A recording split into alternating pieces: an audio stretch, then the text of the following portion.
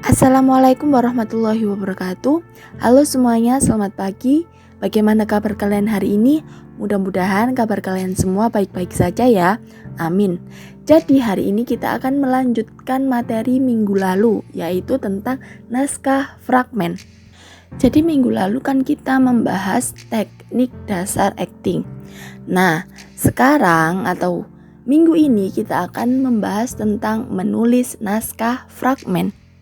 Sebelum kita membahas tentang menulis naskah fragmen, di sini Mem akan mengulas sedikit tentang dasar lakon dalam drama.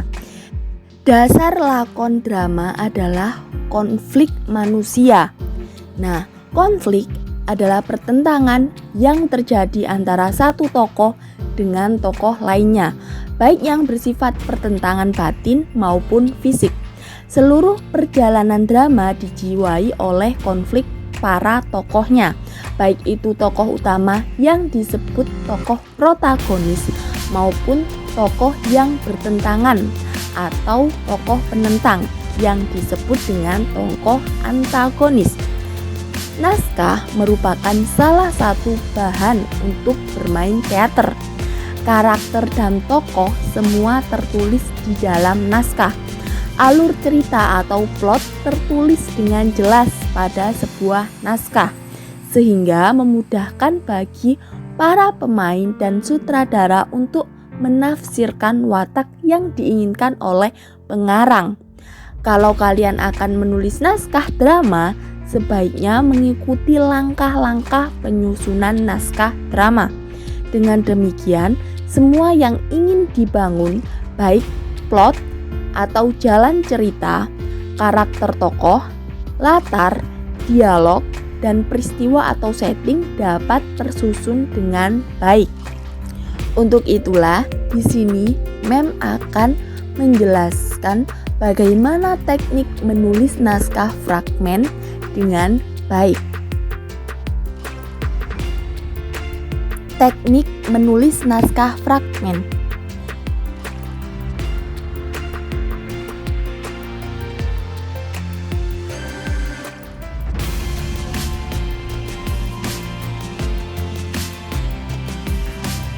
Yang pertama, tema. Kedua, alur atau plot. Ketiga, pemain atau lakon. Keempat, latar atau setting. Kelima, amanat atau pesan. Yang pertama, tema. Tema merupakan langkah awal dalam menyusun naskah drama. Tema merupakan ide dasar dari keseluruhan naskah. Pesan pengarang yang ingin disampaikan akan diketahui melalui tema. Pengarang dapat menentukan tema cerita seperti persahabatan, kasih sayang, kepahlawanan, pengorbanan, ketulusan, dan perjuangan.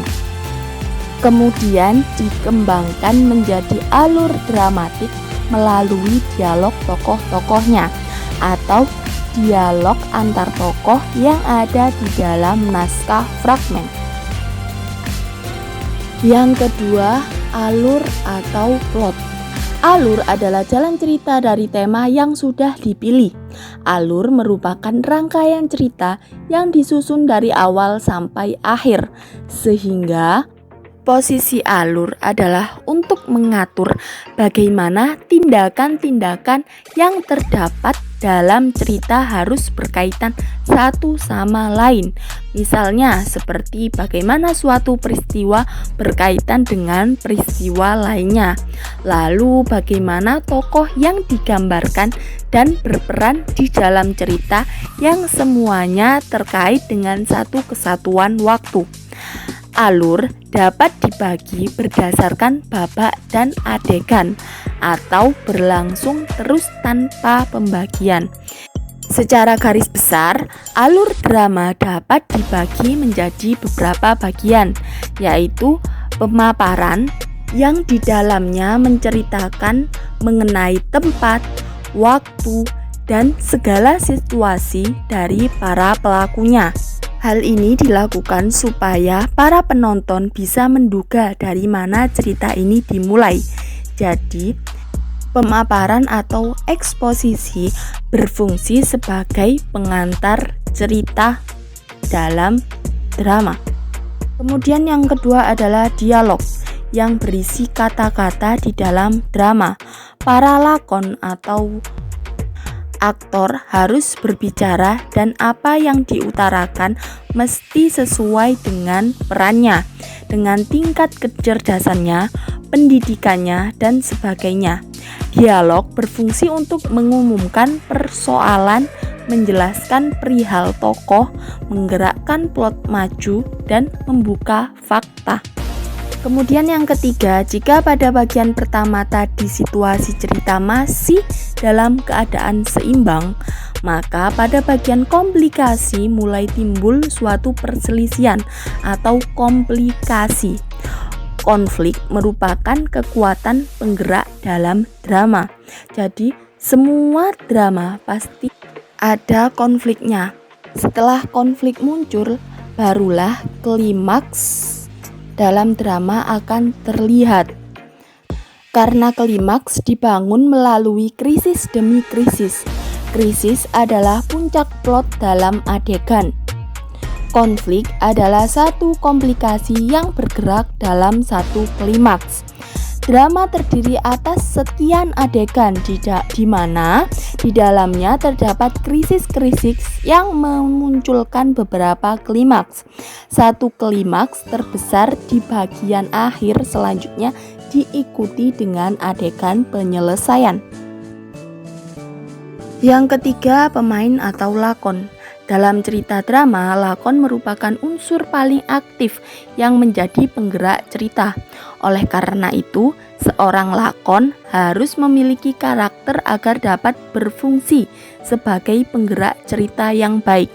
Di samping itu, dalam naskah teater akan ditentukan dimensi-dimensi sang lakon.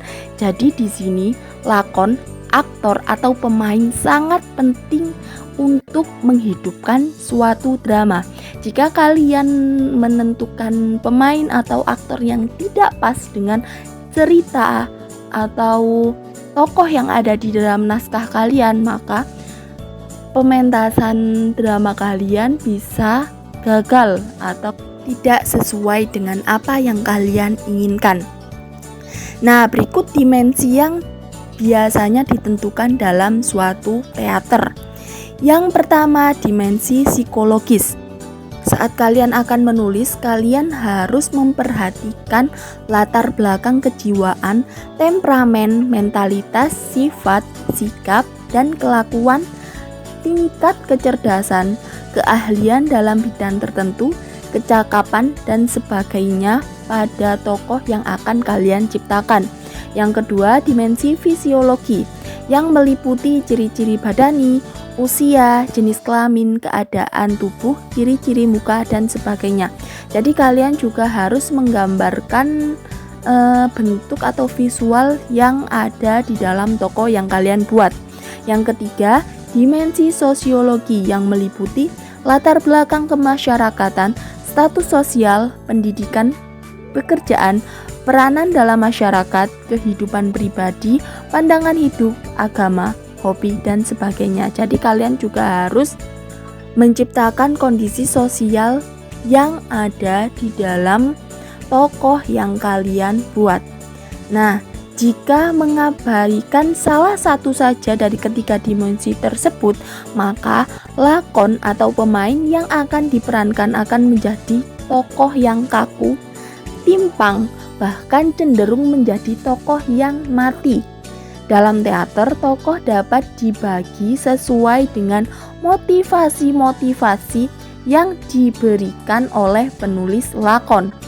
Motivasi-motivasi tokoh inilah yang dapat melahirkan suatu perbuatan tokoh.